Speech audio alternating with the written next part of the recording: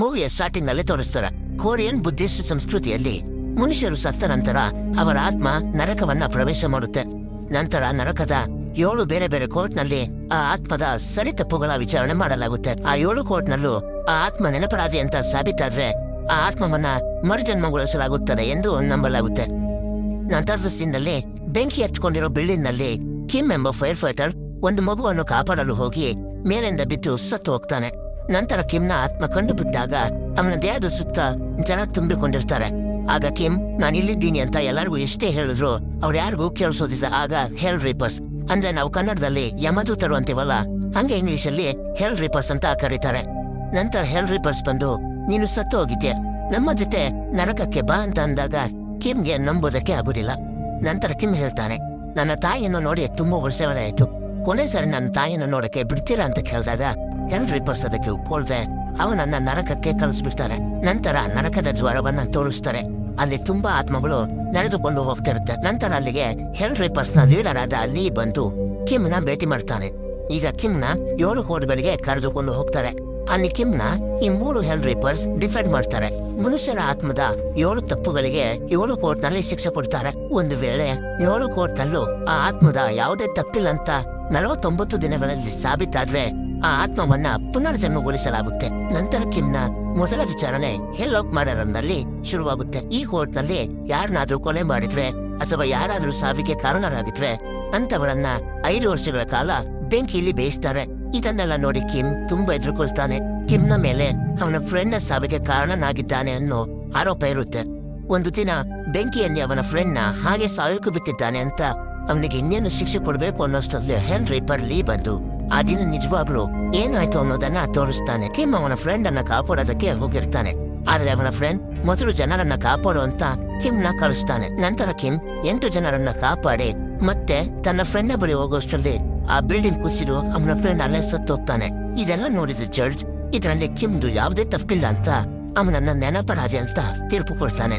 ನಂತರ ಹೆಲ್ ರೀಪರ್ಸ್ ಕಿಮ್ನ ಕರ್ಕೊಂಡು ಮುಂದಿನ ಕೋರ್ಟಾದ ರಿವರ್ ಆಫ್ ಇಂಡುಲೆನ್ಸ್ ಗೆ ಹೋಗೋಕೆ ದೋಣಿಯಲ್ಲೇ ಹೋಗ್ತಿರ್ತಾರೆ.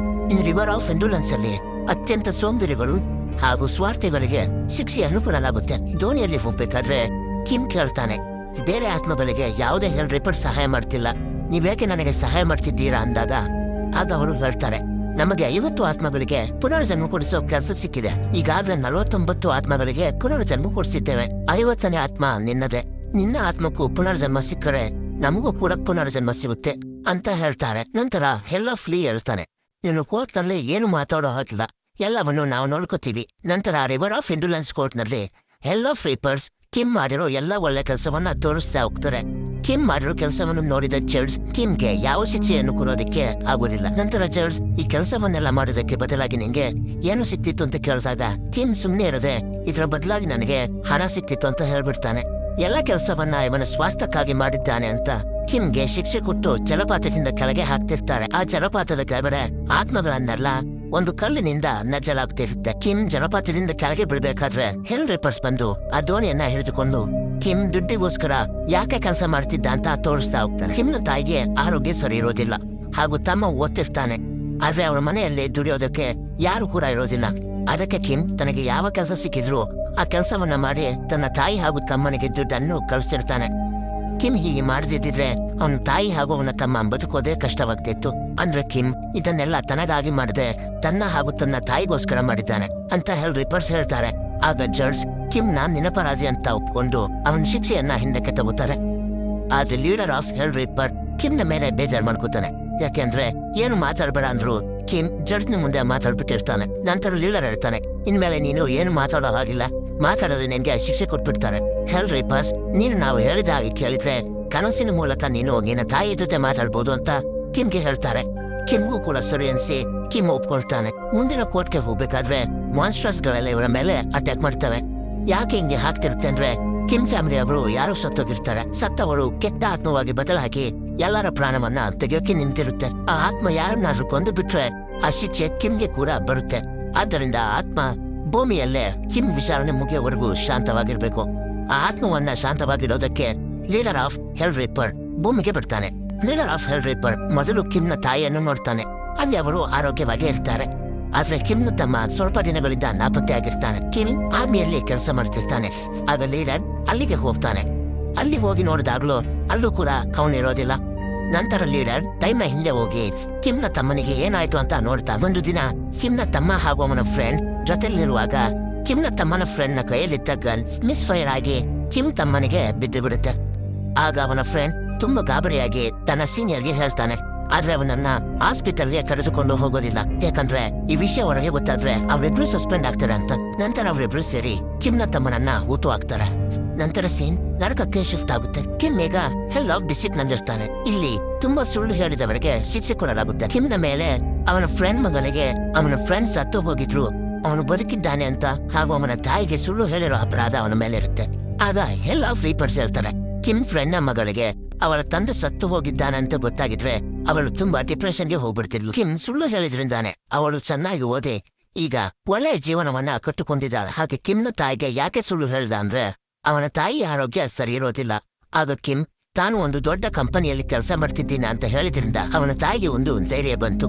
ನಾವು ಇನ್ಮುಂದೆ ಒಂದು ಒಳ್ಳೆಯ ಜೀವನವನ್ನ ನಡೆಸಬಹುದು ಅನ್ನೋ ಭರವಸೆ ಬಂತು. ಅದೇ ಭರವಸೆಯಲ್ಲಿ ಅವನ ತಾಯಿ ಸಂಪೂರ್ಣವಾಗಿ ಗುಣವಾಗ್ತಾನೆ. ಕಿಮ್ ಬೇರೆಯವರ ಸಂತೋಷಕ್ಕೋಸ್ಕರ ಹಾಗೂ ಅವರ ಒಳ್ಳೆಯದಕ್ಕೋಸ್ಕರ ಸುಳ್ಳು ಹೇಳಿದ್ದಾನೆ. ಇದರಲ್ಲಿ ಅವನ ಸ್ವಾರ್ಥ ಏನೂ ಇಲ್ಲ ಅಂತ ಹೆಲ್ ರಿಪರ್ಸ್ ಹೇಳಿದಾಗ ಅದನ್ನ ಜಡ್ಜ್ ಕೂಡ ಒಪ್ಕೊಂಡು ಅವನನ್ನ ಈ ಕೋರ್ಟ್ನಲ್ಲೂ ಕೂಡ ನೆನಪರಾಧಿ ಅಂತ ತೀರ್ಪು ಕೊಡ್ತಾರೆ.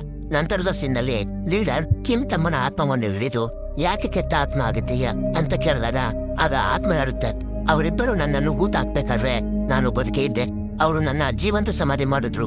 ಆಗ ಲೀಡರ್ಗೆ ಶಾಕ್ ಆಗುತ್ತೆ, ಯಾಕಂದ್ರೆ ಅವನ ತಂದೆಗೂ ಕೂಡ ಇದೇ ರೀತಿ ಆಗಿರುತ್ತೆ. ನಂತರ ಕಿಮ್ ತಮ್ಮನ ಆತ್ಮ ಅಲ್ಲಿಂದ ತಪ್ಪಿಸಿಕೊಂಡು ಅವನನ್ನ ಕೊಂದ ಅವನ ಫ್ರೆಂಡ್ ನ ಕೊಲ್ಲೋದಕ್ಕೆ ಹೋದಾಗ ಅಲ್ಲಿ ಅವನ ಫ್ರೆಂಡ್ ನನ್ನಿಂದಾನೆ ಅವನ ಸಾವಾಯ್ತು ಅಂತ ತನ್ನ ಸೀನಿಯರ್ ನ ಬಳಿ ಹೇಳ್ಕೊಂಡು ತುಂಬಾ ದುಃಖ ಪಡ್ತಿರ್ತಾನೆ. ಇದನ್ನೆಲ್ಲ ನೋಡಿದ ಕಿಮ್ನ ಆತ್ಮ ಶಾಂತವಾಗುತ್ತೆ. ನಂತರ ಆ ಹುಡುಗ ಕಿಮ್ನ ತಾಯಿಗೆ ಅವರ ಎರಡನೇ ಮಗ ಸತ್ತಿರೋ ವಿಷಯವನ್ನು ತಿಳಿಸಿ ಅವನ ದೇಹ ಇರೋ ಲೊಕೇಶನ್ ನ ಒಂದು ಮ್ಯಾಪ್ ನಲ್ಲಿ ಮಾರ್ಕ್ ಮಾಡಿ ಕೊಟ್ಟು ಅಲ್ಲಿಂದ ಹೋಗ್ತಾನೆ. ಆ ಹುಡುಗ ಒಂದು ಗೋಡನ್ಗೆ ಹೋಗಿ ಪಶ್ಚಾತ್ತಾಪದಿಂದ ಆತ್ಮಹತ್ಯೆಯನ್ನ ಮಾಡ್ಕೊಳ್ತಿರ್ಬೇಕಾದ್ರೆ ಕಿಮ್ನ ತಮ್ಮನ ಆತ್ಮ ಲೀಡರ್ಗೆ ಅವನನ್ನ ಕಾಪಾಡು ಅಂತ ಹೇಳ್ತಾನೆ. ಲೀಡರ್ ಕೂಡ ಅವನನ್ನ ಕಾಪಾಡ್ತಾರೆ. ನಂತರ ಲೀಡರ್ ಕಿಮ್ ತಮ್ಮನ ದೇಹಕ್ಕೆ ಅಂತ್ಯ ಸಂಸ್ಕಾರ ಮಾಡ್ತಾನೆ, ಯಾಕಂದ್ರೆ ಅವನ ಆತ್ಮ ಕಿಮ್ನ ವಿಚಾರಣೆ ಮುಗಿಯೋವರೆಗೂ ಶಾಂತವಾಗಿರ್ಲಿ ಅಂತ. ಆದ್ರೆ ಒಬ್ಬ ಹೆಲ್ ರಿಪರ್ಗೆ ಹೀಗೆ ಮಾಡೋ ಅವಕಾಶ ಇರೋದಿಲ್ಲ. ಇದರಿಂದ ಲೀಡರ್ಗೆ ಮುಂದೆ ಶಿಕ್ಷೆ ಆಗುತ್ತೆ. ಈ ಕಡೆ ಕಿಮ್ ಹೆಲ್ ಆಫ್ ವೈಲೆನ್ಸ್ ನಲ್ಲಿರ್ತಾನೆ. ಕಿಮ್ ಚಿಕ್ಕವನಿದ್ದಾಗ ಅವನ ತಮ್ಮನಿಗೆ ಕರುಣೆ ಇಲ್ಲದೆ ಮನಸ್ಸಿಗೆ ಬಂದ ಹಾಗೆ ಹೊಡೆದಿರ್ತಾನೆ. ನಂತರ ಅವನ ಬಳಿ ಕ್ಷಮೆನೂ ಕೇಳದೆ ಮನೆ ಬಿಟ್ಟು ಹೊರಟೋಗಿರ್ತಾನೆ. ಇಲ್ಲಿಯವರೆಗೂ ಅವನು ಮನೆಗೆ ಹೋಗಿರೋದಿಲ್ಲ ಎಂಬ ಆರೋಪ ಕಿಮ್ನ ಮೇಲಿರುತ್ತೆ. ಈ ಕೋರ್ಟ್ ನಲ್ಲಿ ಕಿಮ್ನ ಅಪರಾಧ ಸಾಬೀತಾಗುತ್ತೆ. ಆದ್ರೆ ಹೆಲ್ ರಿಪರ್ಸ್ ಟೆಲಿಪತಿ ಮೂಲಕ ಲೀಡರ್ ನ ಕಾಂಟ್ಯಾಕ್ಟ್ ಮಾಡಿ ನಡೆದ ಎಲ್ಲಾ ವಿಷಯವನ್ನ ಹೇಳ್ತಾರೆ. ಆಗ ಲೀಡರ್ ಕಂಬೈನ್ ಟ್ರಯಲ್ ಮಾಡ್ತೀವಿ ಅಂತ ಜಡ್ಜ್ಗಳಿಗೆ ಹೇಳಿ ಅಂತ ಹೇಳ್ತಾನೆ. ಕಂಬೈನ್ ಟ್ರಯಲ್ ಅಂದ್ರೆ ಮುಂದಿನ ಕೋರ್ಟ್ ನಲ್ಲಿ ಈ ಕೋರ್ಟ್ ನ ಅಪರಾಧನೂ ಕೂಡ ಸೇರ್ಕೊಳ್ಳುತ್ತೆ. ಒಂದು ವೇಳೆ ಮುಂದಿನ ಕೋರ್ಟ್ ನಲ್ಲಿ ಕಿಮ್ನ ಅಪರಾಧ ಸಾಬೀತಾದ್ರೆ ಎರಡು ಕೋರ್ಟ್ಗಳ ಶಿಕ್ಷೆನೂ ಸೇರಿ ಕಿಮ್ಗೆ ಧನಪೂರ್ವವಾದ ಶಿಕ್ಷೆ ಕೊಡ್ತಾರೆ. ಒಂದು ವೇಳೆ ಮುಂದಿನ ಕೋರ್ಟ್ ನಲ್ಲಿ ಕಿಮ್ ನೆನಪರಾಧಿ ಅಂತ ಸಾಬೀತಾದ್ರೆ ಎರಡು ಕೋರ್ಟ್ ನಲ್ಲೂ ಕೂಡ ನೆನಪರಾಧಿ ಅಂತ ತೀರ್ಪು ಬರುತ್ತೆ. ಕಿಮ್ ಅಪರಾಧಿ ಅಂತ ಸಾಬೀತಾದ್ರೆ ಹೆಲ್ ರಿಪರ್ಸ್ಗೂ ಕೂಡ ಶಿಕ್ಷೆ ಆಗುತ್ತೆ. ನಂತರ ಇವೆಲ್ಲ ಕೊನೆಯ ಕೋರ್ಟ್ ಆದ ಹೆಲ್ ಆಫ್ ಎಂಪತಿಗೆ ತರ್ತಾರೆ. ಈ ಕೋರ್ಟ್ ನಲ್ಲಿ ಕಿಮ್ನ ದೊಡ್ಡ ಅಪರಾಧ ಹೊರಬರುತ್ತೆ. ಕೋರ್ಟ್ ನ ಜಡ್ಜ್ ತೋರಿಸ್ತಾರೆ ಕಿಮ್ನ ಮನೆಯಲ್ಲಿ ತುಂಬಾ ಕಷ್ಟವಿರುತ್ತೆ. ಅವರು ದಿನ ಸತ್ತು ಬದುಕ್ತಿರ್ತಾರೆ. ಒಂದು ಹೊತ್ತು ಊಟಕ್ಕೂ ಕೂಡ ಅವರಿಗೆ ದುಡ್ಡು ಇರೋದಿಲ್ಲ. ಅವರ ತಾಯಿಗೆ ತುಂಬಾ ಆರೋಗ್ಯ ಕೆಟ್ಟಿರುತ್ತೆ. ಆಗ ಕಿಮ್ ಅವನ ತಾಯಿಯನ್ನ ಸಾಯಿಸಲು ಹೋಗ್ತಾನೆ. ಆಗ ಅವನ ತಮ್ಮ ಯಾಕೆ ನೀನು ಅಮ್ಮನನ್ನ ಕೊಲ್ಲೋಕೆ ಪ್ರಯತ್ನ ಪಡ್ತಿದ್ಯಾ ಅಂತ ಕೇಳಿದಾಗ ಕಿಮ್ ಅವನಿಗೆ ಮನಸ್ಸಿಗೆ ಬಂದಂಗೆ ಹೊಡೆದ. ನಂತರ ಕೋಪದಿಂದ ಅವನ ಬಳಿ ಕ್ಷಮೆನೂ ಕೇಳದೆ ಅಲ್ಲಿಂದ ಹೊರಟೋಗ್ತಾನೆ. ಇದೇ ತಪ್ಪನ್ನ ಹಿಂದಿನ ಕೋರ್ಟಲ್ಲೂ ಹೇಳಿದ್ದು. ಆಗ ಹೆಲ್ ಆಫ್ ರೀಪರ್ಸ್ ಏನನ್ನೋ ಹೇಳಿ ಕಿಮ್ನ ಡಿಫೆಂಡ್ ಮಾಡಕ್ಕೆ ನೋಡಿದಾಗ ಜಡ್ಜ್ ಯಾರಿಗೂ ಗೊತ್ತಿಲ್ಲದ ಒಂದು ವಿಷಯವನ್ನ ತೋರಿಸ್ತಾರೆ. ಕಿಮ್ ಅವನ ತಾಯಿಯನ್ನು ಕೊಲ್ಲೋಕೆ ಬರುವಾಗ ಅವನ ತಾಯಿಗೆ ಅದು ಗೊತ್ತಿರುತ್ತೆ, ತನ್ನ ದೊಡ್ಡ ಮಗನೇ ನನ್ನನ್ನ ಸಾಯಿಸೋಕೆ ಬರ್ತಿದ್ದಾನೆ ಅಂತ. ಆದ್ರೆ ಅವನ ತಾಯಿ ನಾನು ಸಾಯೋದ್ರಿಂದ ನನ್ನ ಮಕ್ಕಳ ಜೀವನ ನೆಮ್ಮದಿಯಾಗಿರುತ್ತೆ ಅಂದ್ರೆ ನಾನು ಸಾಯೋದೇ ಸರಿ ಅಂತ ಮಲಗಿರ್ತಾಳೆ. ಇದನ್ನೆಲ್ಲ ನೋಡಿದ ಕಿಮ್ ನನಗೆ ಶಿಕ್ಷೆ ಕೊಡಿ ಅಂತ ಬೇಡಿಕೊಳ್ತಿರ್ತಾನೆ. ಇನ್ನೇನು ಶಿಕ್ಷೆ ಕೊಡ್ಬೇಕು ಅನ್ನೋ ಅಷ್ಟರಲ್ಲಿ ಹೆಲ್ ರಿಪರ್ ನ ಲೀಡರ್ ಒಂದು ಕನಸನ್ನ ಎಲ್ಲರಿಗೂ ತೋರಿಸ್ತಾನೆ. ಈ ಕನಸು ಕಿಮ್ನ ತಾಯಿದಾಗಿರುತ್ತೆ. ಈ ಕನಸಿನಲ್ಲಿ ಕಿಮ್ನ ತಾಯಿಯನ್ನ ಅವನ ತಮ್ಮ ಬಂದು ನೋಡಿ ಹೀಗೆ ಹೇಳ್ತಾನೆ, ನಾನು ಈಗ ಸತ್ತು ಹೋಗಿದ್ದೇನೆ, ಇನ್ಮುಂದೆ ನಿನ್ನನ್ನು ನೋಡೋಕೆ ನಾನು ಬರೋದಿಲ್ಲ, ಆದ್ರಿಂದ ನಿನ್ನ ಕನಸಿನಲ್ಲಿ ಬಂದಿದ್ದೇನೆ. ಕಿಮ್ ನಮ್ಮ ನೋಡಿಕೊಳ್ಳೋದಕ್ಕೆ ಹಗಲು ರಾತ್ರಿ ಕಷ್ಟಪಟ್ಟಿದ್ದಾನೆ. ನಾವು ಚೆನ್ನಾಗಿರ್ಬೇಕು ಅಂತ ಅವನು ಮದುವೆನೂ ಆಗದೆ ನಮಗೋಸ್ಕರ ದುಡಿತಾನೆ ಅವನ ಜೀವನವನ್ನ ಕಳೆದು ಬಿಟ್ಟ ಅಂತ ಹೇಳಿದಾಗ ಅವನ ತಾಯಿ ನನಗೆ ಗೊತ್ತು, ಅವರು ನನ್ನನ್ನು ಸಾಯಿಸೋಕೆ ಬಂದಿದ್ರಿಂದ ನನಗೆ ಮುಖ ತೋರ್ಸೋಕೆ ತುಂಬಾ ಸಂಕೋಚ ಪಡ್ತಿದ್ದಾರೆ. ಮತ್ತೆ ಮನೆ ಬಿಟ್ಟು ಹೋದವನು ಇದುವರೆಗೂ ಕೂಡ ಬಂದಿಲ್ಲ. ಆದ್ರೆ ನನ್ನ ಕೊನೆ ಆಸೆ ಏನು ಅಂದ್ರೆ ನನ್ನ ಮಗ ಕಿಮ್ನ ನಾನು ನೋಡ್ಬೇಕು ಅಂತ. ನನ್ನ ಮನಸ್ಸಿನಲ್ಲಿ ಅವನ ಮೇಲೆ ಯಾವ ಕೆಟ್ಟ ಭಾವನೆಯೂ ಇಲ್ಲ. ಯಾಕೆಂದ್ರೆ ಆಗ ನಮ್ಮ ಪರಿಸ್ಥಿತಿ ಹಾಗಿತ್ತು. ಆದ್ದರಿಂದ ಅವರು ನನ್ನನ್ನ ಕೊಲ್ಲೋಕೆ ಬಂದಿದ್ದು. ನಾನು ದೇವರಲ್ಲಿ ಮನಸ್ಫೂರ್ತಿಯಾಗಿ ಬೇಡಿಕೊಳ್ಳೋದು ಒಂದೇ, ನಮಗ ಚೆನ್ನಾಗಿರ್ಬೇಕು. ನಾನು ನನ್ನ ಮಗನನ್ನ ಕ್ಷಮಿಸಿದ್ದೇನೆ ಅಂದಾಗ ಕಿಮ್ನ ತಮ್ಮನು ಕೂಡ ನಾನು ಕೂಡ ನನ್ನ ಅಣ್ಣನನ್ನ ಕ್ಷಮಿಸಿದ್ದೇನೆ ಅಂತಾನೆ. ರಿಯಲ್ ಲೈಫ್ ನಲ್ಲಿ ಅವನ ತಪ್ಪನ್ನು ಕ್ಷಮಿಸಿದ್ರಿಂದ ಆಫ್ಟರ್ ಲೈಫ್ ನಲ್ಲೂ ಕೂಡ ಅವನ ತಪ್ಪನ್ನು ಕ್ಷಮಿಸಲಾಗುತ್ತೆ. ನಂತರ ಕಿಮ್ನ ಆತ್ಮಕ್ಕೆ ಪುನರ್ಜನ್ಮ ಕೊಟ್ಟು ಭೂಮಿಗೆ ಕಳಿಸ್ತಾರೆ. ಇಲ್ಲಿಗೆ ಮೂವಿ ಎಂಡ್ ಆಗುತ್ತೆ. ಮುಂದೆ ಏನಾಯ್ತು, ಕಿಮ್ನ ತಮ್ಮನ ಆತ್ಮ ಏನಾಯ್ತು, ನೀಡರ್ಗೆ ಶಿಕ್ಷೆ ಆಯ್ತಾ, ಇದನ್ನೆಲ್ಲ ಪಾರ್ಟ್ 2 ಹೇಳಿದ್ದಾರೆ. ಈ ಮೂವಿ ಒಂದು ಪಾಠವನ್ನ ಕಲಿಸುತ್ತೆ.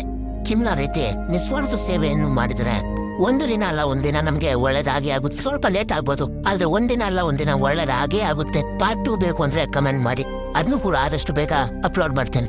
ನೆಕ್ಸ್ಟ್ ವಿಡಿಯೋದಲ್ಲಿ ಸಿಗ್ತೀನಿ.